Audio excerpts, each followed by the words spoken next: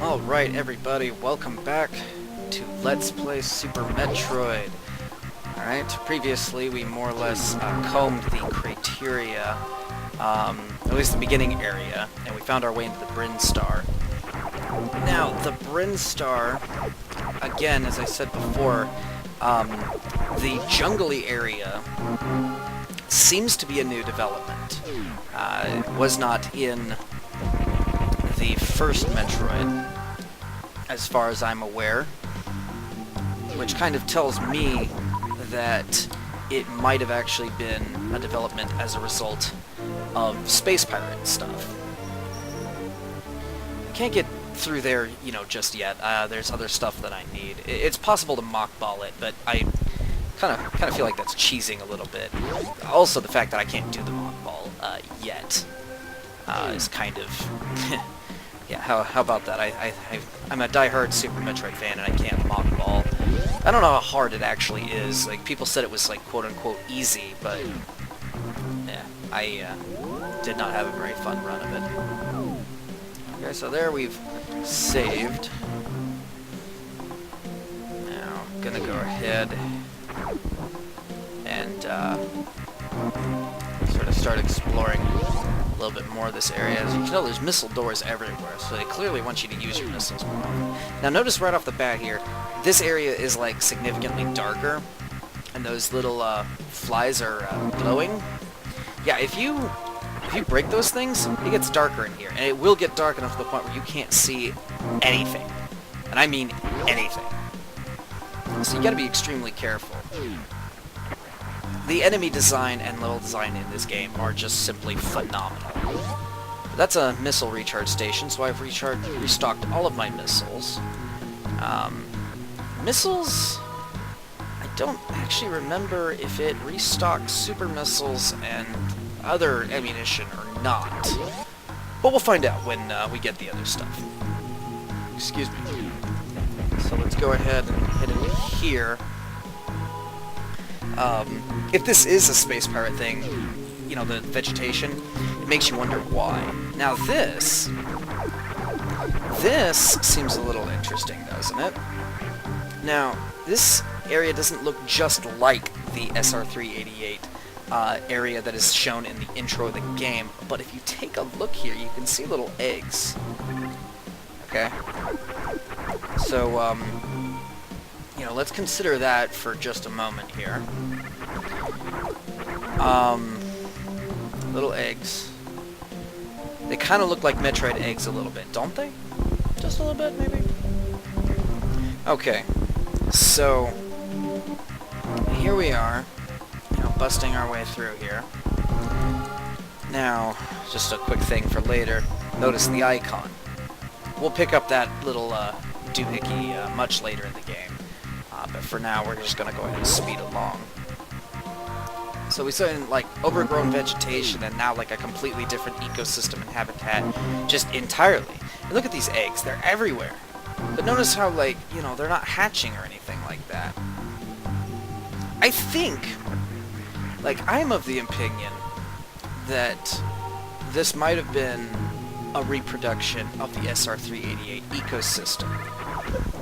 And I'll get into why I feel that way a little bit ahead here.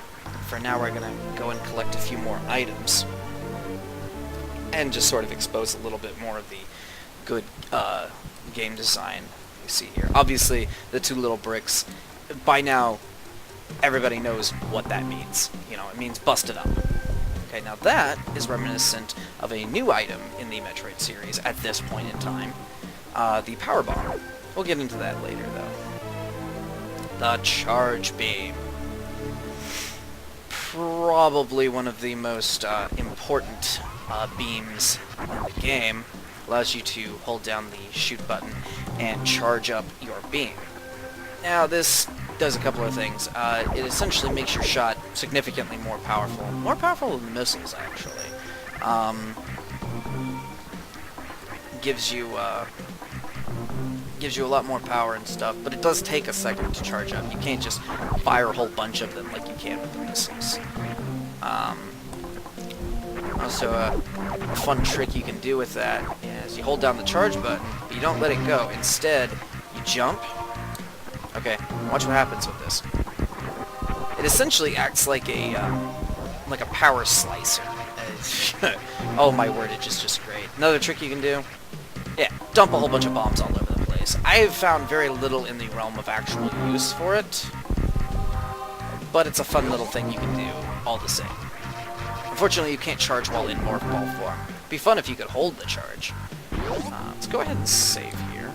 Why not? I'm trying not to use save states because, well, you know, I played the game enough that, like, I really don't have any excuse. Okay, so here we are headed through this away. Stocking stuff. Okay. Got about 20 missiles maximum. 15 right now. Should be.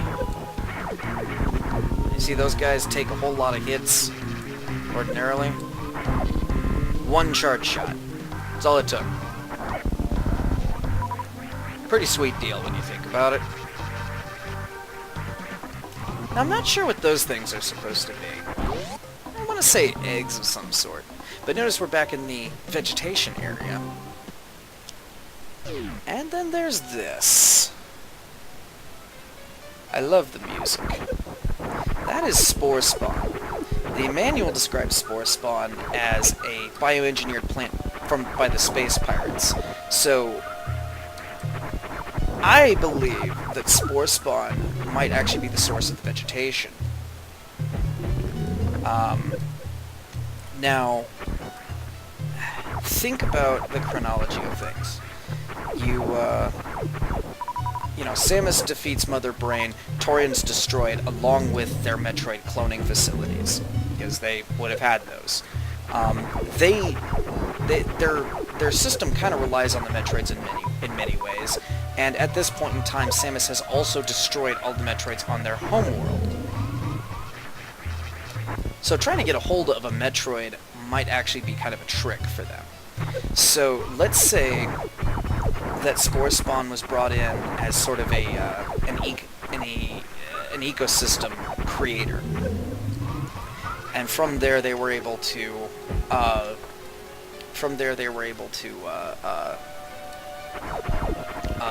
try to start a SR-388 ecosystem. But notice how obviously it didn't work because they don't have any Metroids and all those eggs look like they've been forgotten.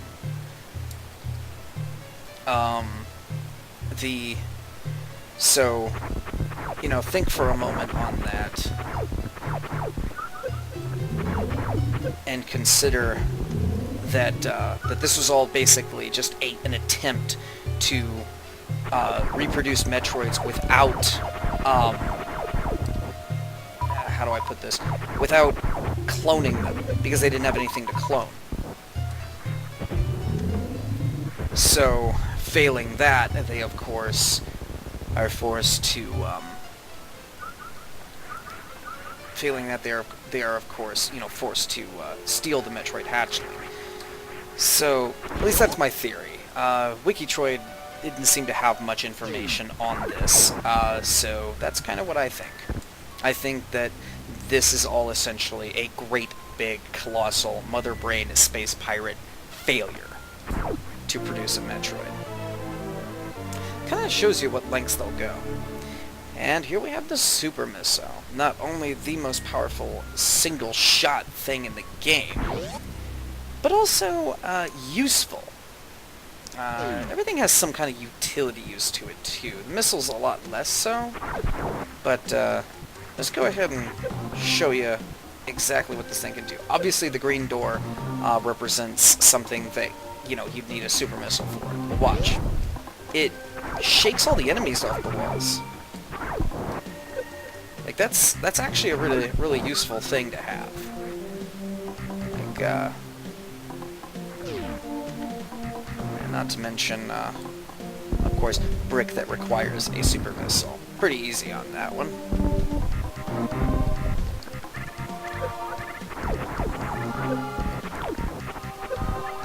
Yeah, no. So, Now that we have this, we can go ahead and continue through this area of the Brinstar. Through here, through the super missile door, into the next area. Let's see, we got more interesting wildlife. This place is a little bit less jungly, which I think is kind of interesting. It's still more of that stuff, and yeah. Like I said, I think Spore Spawn started all this stuff, like after Mother Brain was defeated in the first Metroid. So, here I go, killing these things. Running along here, through the super missile door. Now, this is interesting because I always thought this area was part of the criteria, technically. But it turns out I'm not actually correct on that. The criteria is much further up. But this area is for the most part like the spine of Zebes. Like, you can get everywhere except for the wrecked ship from this particular area of the Brinstar. The lower Brinstar, as it was called. So, we're going to go ahead and head downward a little bit, dodging these enemies.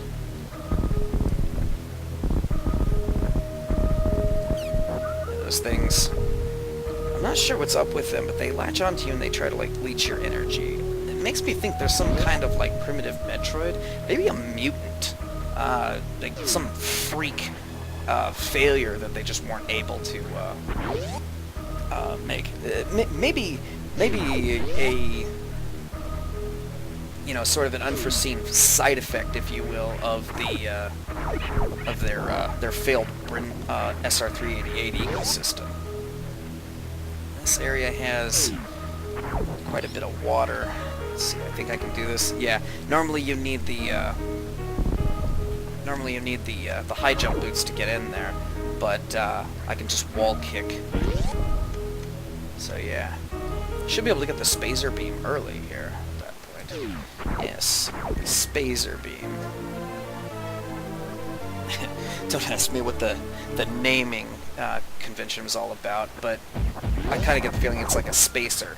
You know, essentially you fire 3 separate beams that act as one. Naturally, it ramps up the power significantly.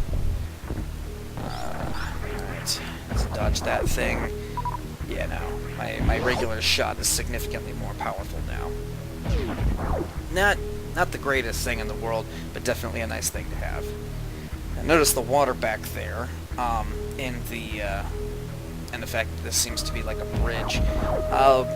This area, essentially, it's like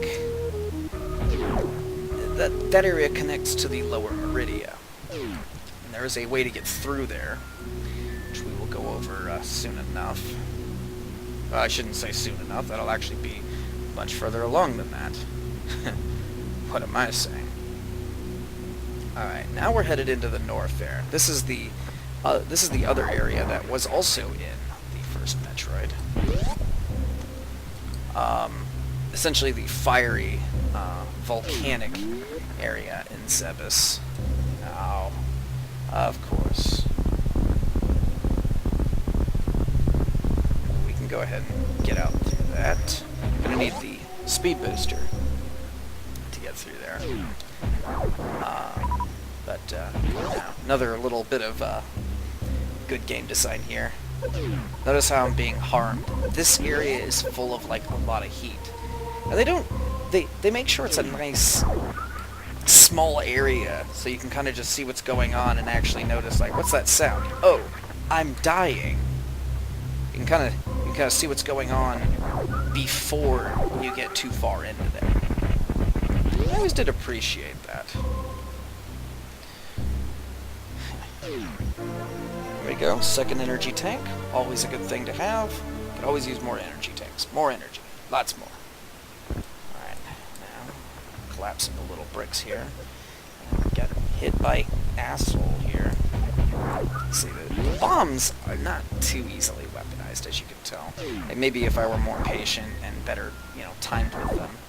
Now see, I can't quite get out of here, but that's okay because these are the high jump boots, which, as the name implies, allow you to jump much higher than before. So yeah, that's something that's going to be immensely helpful. You can really feel the difference. Like, it might be hard for you to see that, but you can really feel the difference when you have them. Now, with that, we are actually temporarily done here in the Norfair. That door is unbreakable, which means I need to actually kill that thing in order to get out of here. It's just the one? Okay. And I thought there was more, but no. So, yeah, there's all that. And the other area is kind of just blocked off for now. Can't really get through there. I'll just save you the hassle of watching me do it. Now, one thing Metroid really loves, they love their little bricks. Their little blocks. There they go. The blocks. So now we're through there. Now this is also an area which I found out later was actually in the first Metroid as well. This signified the entrance into Kraid's lair. I don't know too terribly much about the way that the first Metroid is structured, but I would like to point out that this area, I believe, is very new. I'm not sure what all this machinery is. In fact, up until just now, I wasn't a whole lot sure about it. I believe that this area is sort of overgrown and whatnot because, well, not overgrown. It is obviously overgrown, but I wasn't getting at that. I believe that this whole section of Zebes is dedicated to harnessing energy from the Norfair. All that geothermal energy, as it were. I think that's what the idea is, at least. Like I said, that's what I think. I'm not sure. Obviously, that's a little tear that we can shoot through. Check it out. My spacer beam is now powerful enough to kill these guys. And note the change in music, of course. Now, I don't know if these guys were in the first Metroid or not. They're little mini Kraids. I'm not sure what the deal is with them. I think... I don't know. I'm not actually sure what their deal is. Not at all. Now, let's see. Full up on energy. I think I'm also... Yeah, I'm full up on missiles too. Alright. So I got 25 missiles, 4 super missiles. I should be able to restock all of those. There we go. Ah. Let's go ahead and bust that open. Now, funny thing is that these eye doors, they essentially serve as guardians. Now this... I'm actually not at all sure what that is supposed to be. I really am not. In fact, I'm gonna go and do some research after this video and see if I can't figure that one out. That is something that's actually really bothering me. Never in the entire time that I've played this game have I ever figured out what that was supposed to be. It looks like the remains of somebody. Here we are. Come on out so I can shoot you. There he is. Kraid. Got himself an upgrade, as you can tell. One well-placed super missile will do a lot of damage against him. The key there, however, is well-placed. Now the fun thing about it is that Kraid is actually... his hide is very, very tough to virtually all your weaponry. In fact, all of your weaponry. So that being said, if I can just, jump up here proper, I should stop trying to wall kick. You kind of have to shoot him in the face to get his mouth to open up. The funny thing about it is that his hand there really tries to protect his face.